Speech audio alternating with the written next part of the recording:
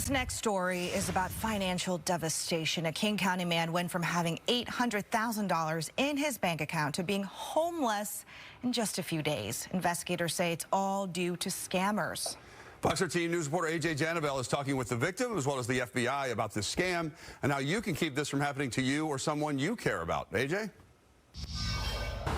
Bogdan Nalivaiko is a Ukrainian immigrant that moved to the United States several decades ago with his family. He worked hard here, he retired, and sold his home expecting to live a quiet life. But instead, he's here behind me in this hotel.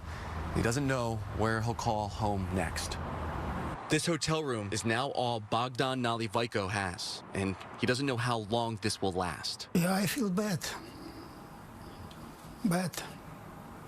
Feel bad, really bad. Just a few weeks ago, Bogdan sold his 2,300 square foot home in Snoqualmie, the place he lived for more than a decade. He planned to move south to Auburn and live comfortably with the earnings, but that would not happen.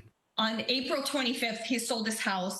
On the 26th, he had $800,000, and then by May 3rd, he had zero. Julia Elders is Bogdan's daughter. She lives hundreds of miles away in Minnesota. She didn't find out what happened to her dad until he was about to be homeless. I collapsed because I cannot imagine in such a short amount of time to lose everything you ever had. Julia tells me scammers targeted her vulnerable 76-year-old father, claiming he had won $17 million in a sweepstakes, but asking for him to pay the taxes on the earnings first. I mean, they got what they wanted, and they wanted everything, and they got it.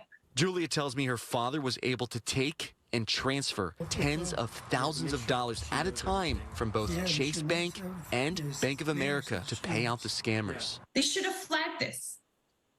Any idea? And then they said, you know, once I called them, they were like, we did everything we could. I'm like, what do you mean? How? I think banks are in the same position as us, where they would like to prevent this before it even happens. But the skill set of organized criminal groups does sometimes cause them to be fooled, just like the victims in the cases. Kelly Smith is the assistant special agent in charge with the Seattle FBI. He says victims can feel embarrassed. He tells me the best thing you can do is report scams as quickly as possible and always reach out to friends and family if something seems questionable. Despite taking hundreds of thousands of dollars from Bogdan, the scammers continue to target him nonstop. No, I am not talking right now. I'm ignoring.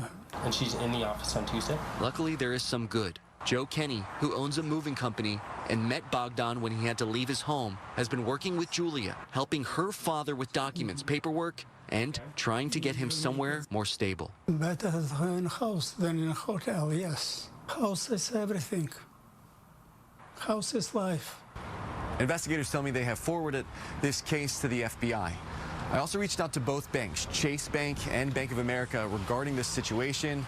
Both banks tell me they'll need more time to investigate this situation. Julia is working to raise money for her father through a GoFundMe. We'll have information on that GoFundMe at fox13seattle.com. Reporting here in King County, I'm A.J. Janabel for Fox 13 News.